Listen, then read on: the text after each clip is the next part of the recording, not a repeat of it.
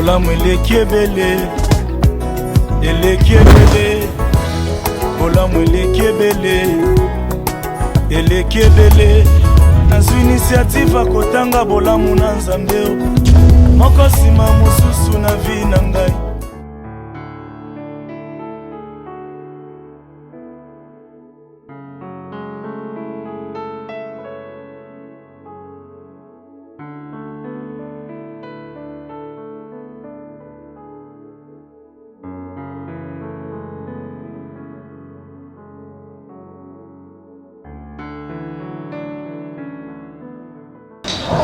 Arlette, omoni na sepeli ndenge otosi ngai ozongi nani ngamona botosi mobi otiki nyonso kuna ozongi na yo bongo ye mobala yango okolaka voyage toyebi mpe mokolo ya kozonga te tokosala ndenge nini mama omanteke oza batushe mpe mama na bango aoyo oloba n'importe quoi ayo tya bato bama à l'aise na ovanda bepoile so mo ezali nake kofunda nake koloba mbala kima ngai ke namoni ke esimbi te yango na longwe garanti ya ndako esili nga azongi mpa mama na nga baokanga fula mpo fula kei wana mwana yango oza na raison parce que lokola mpe akei voyage c'est le moment ofunda olobi ateki ngai balobaka nini adéserte ndako foyer conjugal omoni wana kokozwa raison okozwa raison na tribunal ndenge wana sikoyo nga nayebi nini nakosuka te mobali atindaka ata enfant te eloko te kende kofunda mama nga bandolo bazoba mama oyo moni akoyokusanga soni un jour de fois nakende kofunda pene mama banga azotelemela nga azo akize nga naza ndumba makambo ebelebele ezala te mama so nazoki ndako wana nazoki yango na pasi na kanda do bando comprendre nga teloko comprendre nga ndaka mama na nga na boyo ovanda bata na yo mama c'est le moment ngai na pesi yo permission kende na yo kofunda po ale bakosala ba enquête na yo bakokuta déjà ke ya solo ndako eza fermé okangi ndako olobi nazongi epa mama na ngai kolia naliaka te atindaka atikelaka mbongo te atindaka ta mokanda te ata telefone na pamba abengaka te nayebi vi na ye te kaka mama na ye mosala na ye koya kofinga nga mama na ye mosala na ye kofinga le bato mpe ya lopango bakotuna bato bovandaka na bango wana lopango bakoyebisa ye bakoyebisa bato teori ya solo ke mama ya mobala ya kofunda ozwi raison boye nini nga nalingaki ki ozala na raison oyoki na sepeli lobi okende na tribunal ata na grande instance nde balobaka na parquet ya grande instance soki ya grande instance oyo agomi wana ekoke so bakopesa yo avocat na yo avocat bandolandela yo ya so mama oza na raison ote bato mosusu ani aventure ayedekoesikokenga boye oui mama nde bazaka bien te ondenge baloka ye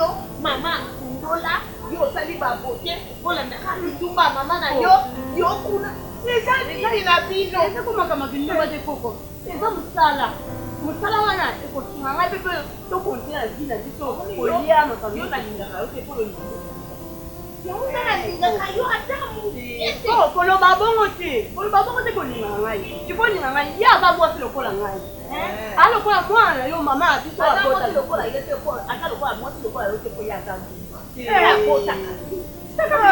yo okobota kaka biloko wana koko pita akobota boyebi te nini kama akobotela omona miso yo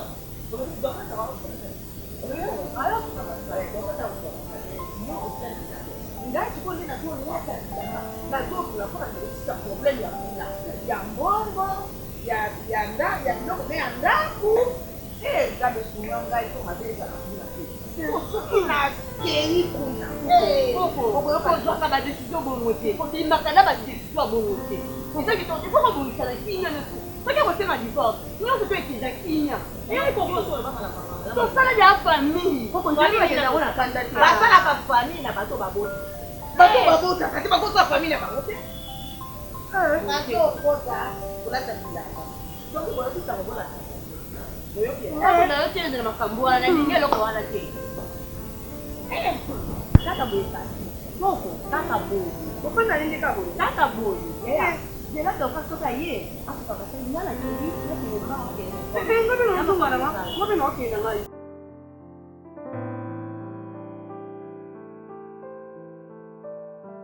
Oh, mon cher, chose étonnante, c'est que le professeur d'anglais commence même à nous apprécier. Oui, moi aussi je l'ai remarqué. Ah ben, au juste, c'était quoi? Tu connais, ce qui se faisait, c'est quoi? Parce qu'on était des irréguliers au cours. Mais depuis qu'on est devenu régulier, je vois maintenant que non, ça marche. Je suis même surpris. Après l'interrogation passée, quand je suis allé voir les coachs, j'ai même 6 sur 10 dans son cours. Et moi aussi, je l'avais remarqué. J'ai vu que ce qu'on a fait au professeur d'anglais, il faut faire l'effort. Donc c'est forcé de travailler tous les cours, oui, d'être dans les bords avec tous les professeurs. Et c'est surtout ça ce qui est plus important. Et d'ailleurs, je n'arrive pas à comprendre jusqu'alors comment est-ce que Thomas n'est pas encore arrivé. Quoi? Thomas, oui. Est-ce que tu avais un rendez-vous ici avec Thomas? Et c'est un nom étrange pour toi, mais Thomas. Tu ne m'avais pas dit? Mon cher, tu vois, je t'avais dit de me laisser du temps. Je t'avais demandé de me laisser du temps raisonner. Et jusqu'alors, je n'ai encore rien trouvé. Donc, tu vois que l'idée à Arlette est bien. Parce que la flat, ça m'a coûté de l'argent. Hein. Chaque jour, donc, je fous par jour et tout. Mais ici, c'est mieux parce que je vais commencer à payer chaque fin du mois. Et puis, bon, c'est plus tranquille par rapport à qu'on a, tu vois, dans l'hôtel, c'est un lieu public. Hein. Si. Donc, tu vois, Ketchup, la vie est égale à l'effort fourni. Yo, au moins, on a la chance. On a soit quitté. Tu as un grand frère qui peut t'aider dans Oyoko Sala, dans la vie. Mais je te dis, mon petit frère, j'ai taillé le chemin, mon chemin dans les rocs. Si tu as tombé dans une erreur, Oyo, Natika, mon abadou, autant d'années. Et aujourd'hui, ma Kambouza, vraiment bien t'es n'a pas naïe. Tu vois, dans tout ça, grand frère, on doit écouter attention à Arlette. Mais moi, quoi approcher, et ça l'a quitté. Pourquoi? Parce que yo kenda autant d'années. Otika tontina batou, afandi bongo, et l'autre côté. Mais moi-même, mes amis me disaient que ah, namoni moi ça grand frère n'a quoi approcher ndengeni. Bon, tu vois, mon petit, et l'autre gros ça là, ils allaient, bon, comme on dit, hein, laissons le passé appartenir dans le passé. Oui. Et c'est que je sais que Arlette, c'est la femme de ma vie. Je ne dirais pas que ce qui s'est passé derrière moi, de sa part, était une bêtise, non. Elle a raison. J'ai accepté tout le tort du monde. Donc, Nenaza Boye, souci nanga ezakara que tout bandela nyonso à zéro. Tu vois? Et je suis content na kuti Arlette Nenatika qui était même du point de vue moral, hein. Tu vois, quand je parle avec elle, je sens une dame. Contrairement à Nakena Natika, elle est encore une jeune fille. Elle est devenue très réfléchie. Et puis, moi, expérience sur auto traversée dans l'Ibala, moi, ça m'aide. Excuse-moi un peu, grand frère, s'il vous plaît. C'était ça la surprise. Mais il faut me le dire avant. Parce que je t'avais d'ailleurs. J'ai un appel. D'ailleurs, c'est lui. Oui, Thomas. Comment, mon cher, jusqu'à 7 h, on a fait rendez-vous. Je suis avec Babel là sur place même. Je ne sais pas qu'est-ce qui s'est passé avec toi. Quel contre-temps tu devais me dire quand même, ami. Bah oui, je suis avec Babel. Comme je lui avais dit que c'était une surprise, je ne lui ai rien dit. J'étais en train d'attendre que toi-même tu sois sur place. Je suis avec Babel. Comme ça, j'ai causé avec lui. Je faisais qu'il t'attende toi. Comme tu m'as dit, tu étais empêché avec quelques autres circonstances. Ce n'est pas un problème. D'accord, comme tu as eu d'autres contretemps, on va toujours en parler. J'espère qu'avec Babel, ça va bien se passer. Dis-moi, comment tu peux dire ça? Mais est-ce que j'ai dit quelque chose de mal là? Est-ce que moi je t'avais demandé un rendez-vous avec lui? C'est pas toi qui m'avais demandé un rendez-vous, mais plutôt c'est moi qui avais arrangé. Mais jusque-là, moi, surprise. Jusque-là, je ne t'avais pas encore répondu parce que je t'avais demandé de me laisser du temps. Tu sais, Babel, je t'ai toujours dit cette histoire. Tu dois comprendre, quand tu as dispute entre des bandes de gangs, ils se battent. Mais quand tu as dispute entre des intellectuels, ils dialoguent. C'est pourquoi ces terrains d'attente étaient arrangés afin que toi et Thomas, vous puissiez arranger en l'amiable ce qui s'était passé là. Moi, je t'avais demandé de me laisser du temps. Et je ne suis pas content de ce que tu as fait. Hein? Je ne suis pas content. Maintenant, je vais savoir. Koya Nayo, cette fois-ci, Namoni, on s'est installé au Zundaku. Moi, je croyais qu'au Sugaka, on a flat. Mais tant on a Moni, on a un pays idée, c'est quoi? Ketchup, on est mieux que chez soi. Donc. Non, si c'est comme ça, aux hommes sous-soutés, tous en aïwa. Ben, c'est oui et non. C'est-à-dire quoi? Je vais retourner. Oui. Parce que Nazana Makambo Natika Ikuna, il faut installer en Awa. Je m'installe chez moi, au pays. Mais seulement, il faut que la voyage qu'on a à Arlette. Oui. Parce que il faut habiller un peu les bandes d'Amboka. Donc on va faire Afrique du Sud, Kenya, Dubaï, et puis je retourne ici. Et au finish, il faut tourner les États-Unis. C'est vrai. À visiter quand même. Et il va permettre de finaliser mes candidats. Parce que écoute, s'il vous plaît, mon vieux. L'idée c'est bonne. Nasepeli Nalikani ici du début à la fin. Mais il fallait d'abord commencer par moi, ton petit frère. Mais tu n'as pas suivi la fin de ma phrase. Mais il fallait commencer par moi d'abord. Non. Il y a une confusion. Hein. Moi je comprends. C'est beau confondre. C'est que toi, tu vas faire un voyage pour prendre longtemps, faire longtemps. Mais Arlette, je l'amène juste pour une visite, un tourisme. Tu vois, il ne faut pas comparer droit na yona à moi aussi. Non, je ne vais pas comparer, sauf que mon vieux, tu sais. Tu as tes droits à toi. Oyo Arlette a été fêté. Excusez, je devais l'appeler.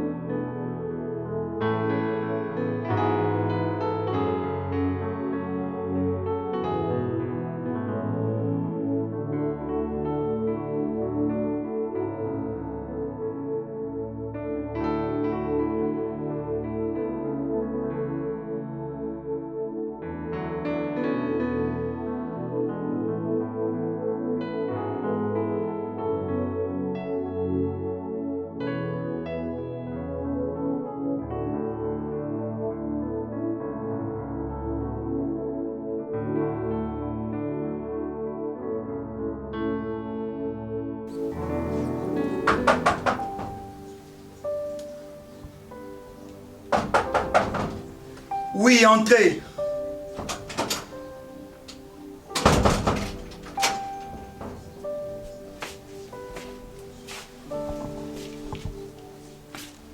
Oh, wow, Tantine Arlette.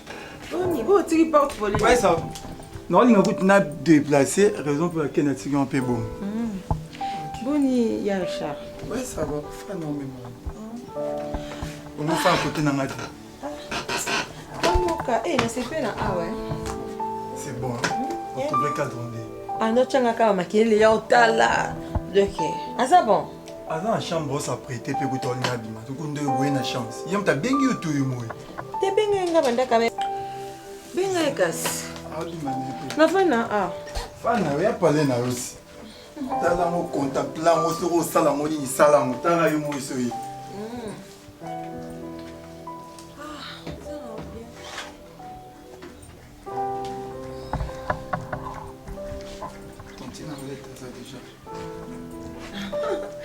Chérie. Non, t'es le maté. Ça va? Oui, ça va.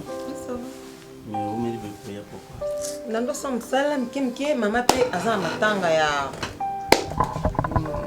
mami ndondo somba bilambo apesi ba commande somba ndondo oyo ya groupe salon. Mais cette femme là elle a surpris les gens. Mais attends, je ne veux pas que tout s'afflige dans ma cambouille.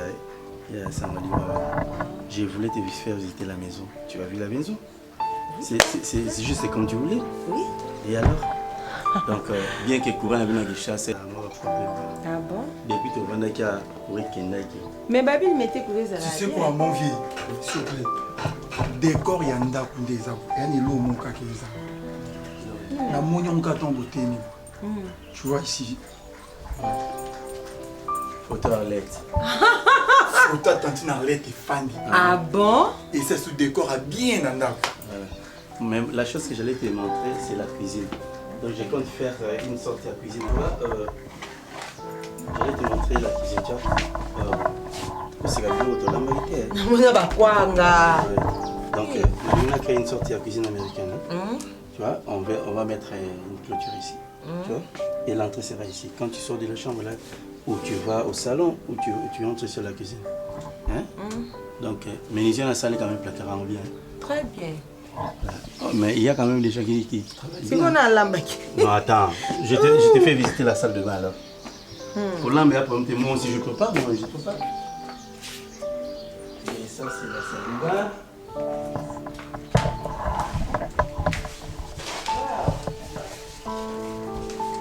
C'est la salle de bain. C'est un peu différent par rapport au Yabisokuna, mais c'est quand même... Non, vous êtes très bien. Donc ça va comme ça.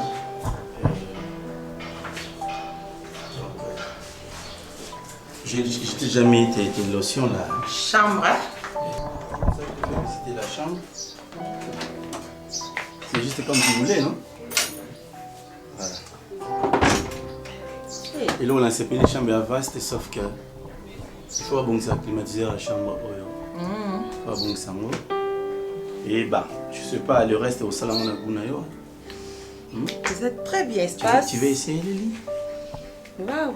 J'aime bien te voir quand tu es assise ou couchée sur le lit.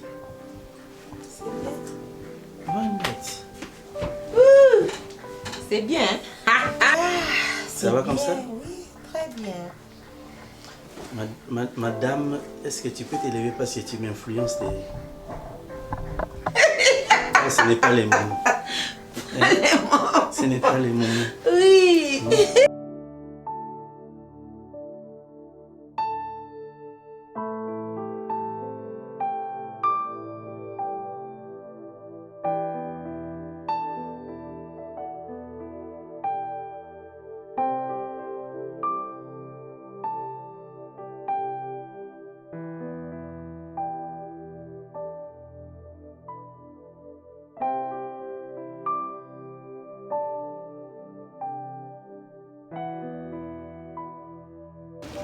En tout cas, mon cher, merci vraiment pour tout. Nini aussi que nous tous en harmonie nous tous. Tu sais qu'on est des amis, on vient de loin. Alors on ne peut pas se séparer pour nous à Miki. C'est vraiment très bien nini toujours sous ma essai on a Thomas. Donc tout ça c'est grâce à toi. Ouais. C'est grâce à toi, tu es vraiment gentil. Donc tu nous as montré que non, tu es vraiment une amie intime. Ouais, tu es vraiment notre ami, on s'aime beaucoup. Normalement, Babette, c'est moi qui devais te remercier puisque tu as compris quand même mon souci et tu as aussi fait preuve de ce que tu as comme maturité. Et ainsi, tu as compris que mon souci était de votre réconciliation. Comme vous vous êtes déjà réconciliés, je suis tellement fier de cela. Et il faudrait qu'on se retrouve nous tous et par là, on aura à même fêter cela. Ok, c'est vraiment très bien. Tout ça, toujours, il faut y a que nous tout fanda. On va y parler ensemble. Tout c'est que tu as compris. C'est bon.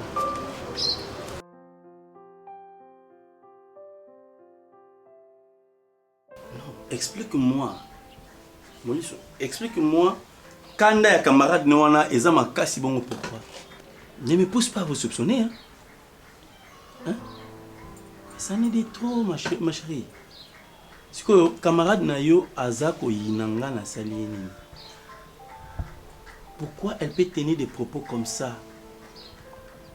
Na Salieni. Si on a kende na umela yonde mutu osini kilanga c'est pas elle. Elle n'a pas le droit. Hein? C'est trop.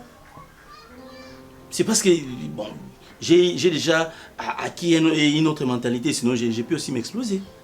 Hein? Pourquoi? Chérie, je sais que nous pardon à nous faire les kaki. Bon, n'a évité un peu de comportement là. Mais non. Mais non. Ça c'est trop. Hein? Depuis que je suis arrivé, est-ce que tu comprends ma camoboni au nazomela? Est-ce que tu comprends? On se croise avec ta belle, enfin, je ne sais pas si je peux appeler ex-belle-mère ou quoi. Elle m'a insulté pendant qu'elle ne me connaissait pas. J'ai avalé. Et maintenant c'est le tour de ton ami. Bon, je peux accepter cette femme-là, cette maman-là, par jalousie, elle peut faire ça. Mais pas ton ami. Elle le fait pourquoi? Hein? Elle le fait pourquoi? Ben attends. Je veux pas empirer les choses, hein? Mais je dois étouffer cette histoire. Je ne veux plus que tu vois encore ton ami là. En attendant que les choses s'arrangent, parce que là, cette fille risque de tout foutre en l'air. Hein? La ligne sautée. Pour te bengisser dans un restaurant, à le Bimabé, sans avoir honte, et à présence Nanga, elle a dit des choses. Richard Nani, moi je m'en fous. Son Nani, ton Nani, c'est pas son histoire. Richard Nani, c'est ton mari, ton homme d'enfance. C'est Richard là. Alors, je ne veux pas te blesser, mon amour.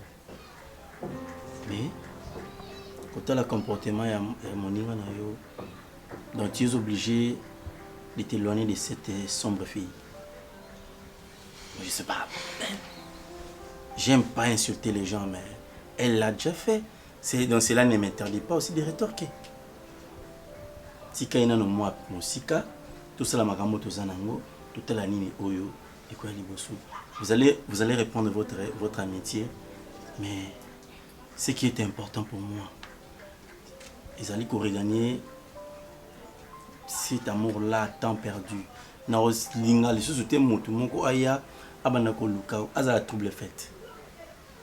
Je crois que tu m'as compris.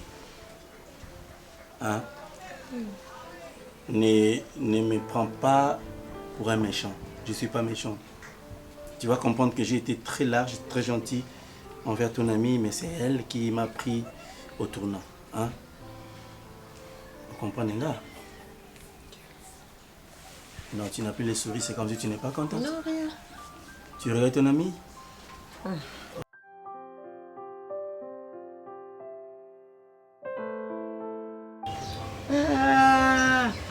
Richard oyo maman nazaki maman catholique famille mukoko.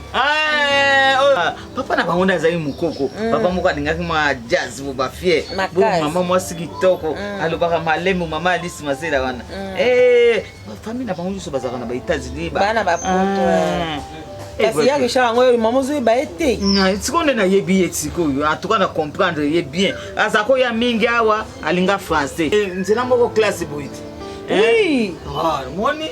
Maman, avant mi papa, avant perdre mon deux fois, il y a Pembe. Moi ça n'est tout a perdre mon était mais. Ya omoni yangu ana kutu mabala ndenge wana de simba ka mingi. Omona ata na mamboka. Toza na mamboka wana. Batata bazako ponela biso mibali kana ndenge wana. Omona te. Mwana na bote na famille songolo famille chaque wana bazaka na basi kitoko. Tozo bazaka pe luzito bazaka bien boy na boy. Bien. Est-ce que vous avez dit moi ça dit pas. Vous avez un conflit dans mobile. Maman, on a essayé ma cambunions. On a essayé ma cambunions, soignon yebi, mais et là au moins ça n'a pas si. Au moins ni de tous en a massimu maman. A camarade nanga. Ezate ke le roi nazaki na fula bazali ba prise na ba fula makile kuta ba ndeko solo la fula zo lela ye. Abande ko yeba te ke tina nini yo zanga ta chambre na biso ye masimo ayebite ebi ki na présenter Richard maman il faut mona ndenge masimo manquer Richard tikolo babo maman ngana ofesi na masimo te tika boyi zo camarade na ye fula maman amake abi Richard de nani oza nani apeli et masimo oyebi te Richard de nani ba tikolo baba n'importe quoi Richard Palobi Arlette na Masimo aninga yo kangai mama atika yelisa camarade ngobani wana atika na niko yo kan masolo wana te loka pe Richard abi alingi soupe yete mama modèle fingier Richard ko supporter te donc à mon ngala Masimo po ye lokola alinga na fula kasi camarade te lokola camarade ne fula mama kola kisaka ye na mama atako fing atako to kolinga fula ako finga Richard to yebi mudu te est-ce que le quoi yé amona na Richard te na vie na ye ba bengi yo asani ensemble Richard tanga okende biso mbala tuninga devant Richard apeli misu oyo kotela kae mama non linga wote tika kaye so Richard apexio ko amona ko na yo tikai ko zoga ozanga Richard ça va mama ba pina bango biso Richard aya bosola na bina o moyo moko monenga na loba na mingi te mama nalami mabuma ngombe na yango epesa solo mama epesa solo tene otala na ntuna na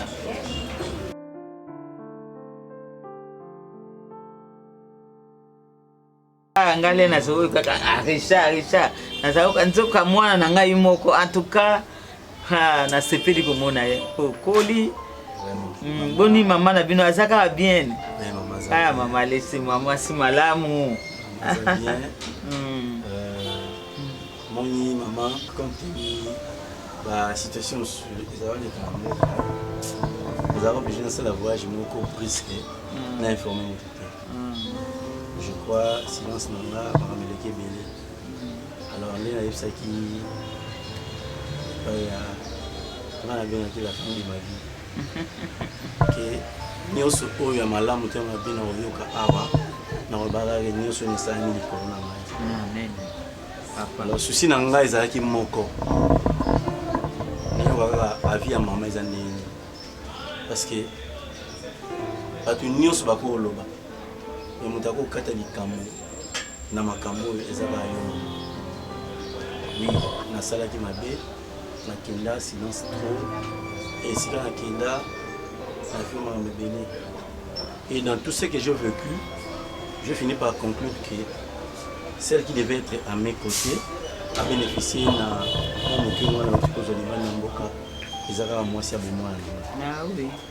donc peu importe moi je dis à ma femme si elle va le vouloir on va recommencer la vie à zéro na futa pe moyiso ba mbula oyo a perdre nzambe otosambelaka Bible le bien biso il est le Dieu qui restaure toutes les années que les sauterelles nous détruisent. Amen papa. Donc nga naza prêt ceux qui bo pesa ngai chance wana na sala ndenge mobali asalaka na honorer moi sinanga bon je sais pas de l'autre côté sur ba makambo et comme ndenge nini nga na papa ya wana ngena na ibisa yoki moni na situation eleka na boyote mais mobali wana ko sa biso ba piège to le quoi to za déjà na parquet na ye to sidina na ye alele bo yamba na moko bakamunyoso usale to za problème te papa yo na ko boyiso mwana na ngai te po bobandi isheri na bino bana bo mwana na ndenge kindaka lokola yo moko zongi na kati ya moto na yo moko kakotikaka yozongeli masolo na yo moko kaka na koboya ndenge ni wana eza ya nzambe nde yango po atala ndenge boyungani oyo kuna akende boti nzambe azongisi bino zo na point de départ seki ya seko no yango nga na kutia na tia tembeto na nzambe te to nando ba po na moni eza yango yo ya nzambe na pesi bino pouvoir nyonso makambo nyonso mais to silisa nanu ya tata oyo eleka tata fula makambo nyonso ko sili porte. Merci maman. En tout cas, nyonso oyo esengeli salema po mwasi na ngaza la ki normalement. To siko to kozozela parquet kata makambo. Po bango mope basali ba enquête na bango eningi sina na bango ndenge avocat na biso ya boete. Avocat de bim ba moniki bando de famille. Banda kende kanda te ni 6 mois plus de 6 mois yango esele kiti. Yango ba baki boto zela ka. To si. Voilà. Nga en tout cas, ça m'arrange maman, je suis patient. Je suis vraiment patient. Pourvu que ma maman est ici là. Parce que à tout moment, quand elle s'est plainte, ça me fait très mal au cœur. Alors, en tout cas, encore une fois, on a reçu yo maman. En tout cas, mais ya culpa, ma beza ya ngai, na nyonso oyo esalemaki. Wana ko déjà ya pardon. Siko yende alongana ko banga oyo pomoni parfois otambola ne azobanga banga ça me gêne. Je te comprends de que ça gêné parce que yepé parquet omoni ke balandelaka ya zolinga te atomé na tort omoni yango na zolinga makambo sala makaka neti na kuku bino mi balebe ba mona ka bino mingi te parce que lelo soko ba kangi bakolo banini asalaki mobulu na ndako libana pe yo pe bakoko kanga yo amoni koye ko so moi ça divorce c'est ça là. Je peux faire un petit tour dans zone ici quand après je vais retourner non. Moi je retourne là où je reste dans la zone na simanaïa en attendant que ça va marambo. Ezalate maman zonga sous voyage. Je vais pas finir maman. Non. Ozo bang. Tu as qu'une idée maman. Et si la kaka ndé to solo là qui. D'accord maman. Merci Nandingo Yandinga. Merci Nandingo ya oye ko yo. Là il na payer sa petite maman qui to solo bien. Et pas est-ce que ma caméra du matin a invité ma maman? Merci beaucoup.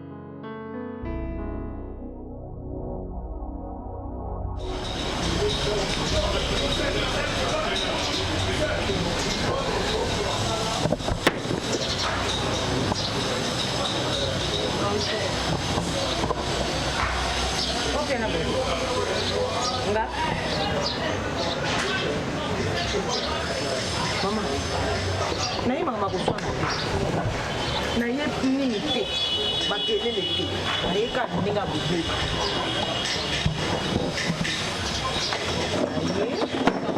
kitokopia ngana mpo nepa bino omoni mobali ozaki neno te wana bokilo ono nde okopesa kitinga te nga nayebaka makobimisa te naye nde ngai na yo opesa ngai mbongo ya mwana na ngai na biloko ya mwana na ngai nasimi na nga nzela na nga na kei na comprendre te obi nini nalobi na ye korekipere biloko ya mwana na ngai mbongo oyo apesa yo na biloko na ye mpo mokolo nga nakendeki kuna nakutaki ndako eza koka batekelaka motu biloko oyo aboti otali boye bakoko bazali nanga na te na nsima eloko te moye nazonga motu eza te yango na ye nde opesanga biloko na ngai nakenda boboto alete mama okamwisanga ya mama ani namona kolokwa mashako toza différence makasi ya nini nga na mashako toza différence nga na bokola bana nakendumba te meya bokolola kendumba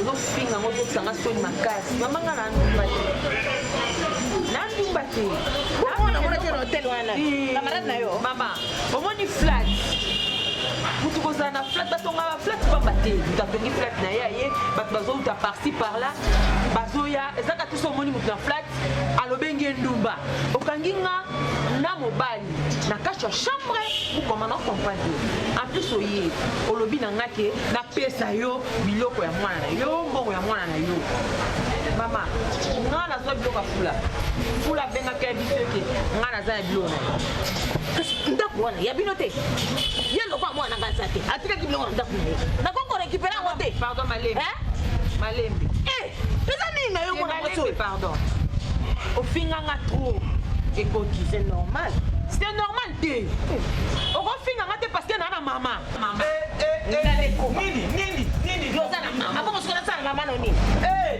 olingi nasala mama no nso oza mama mama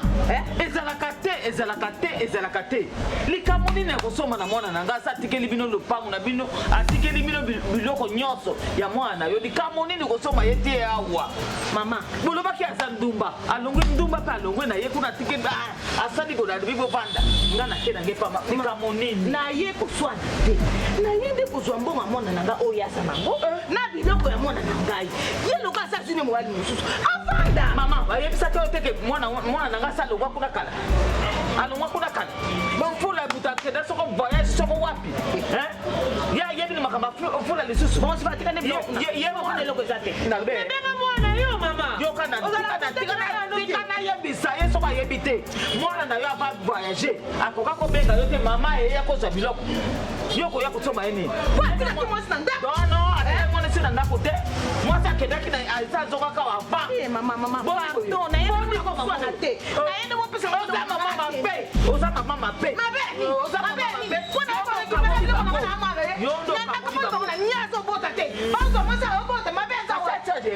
akangi ndako kasibone atyakasi mwasi ya kotomoni ozomonake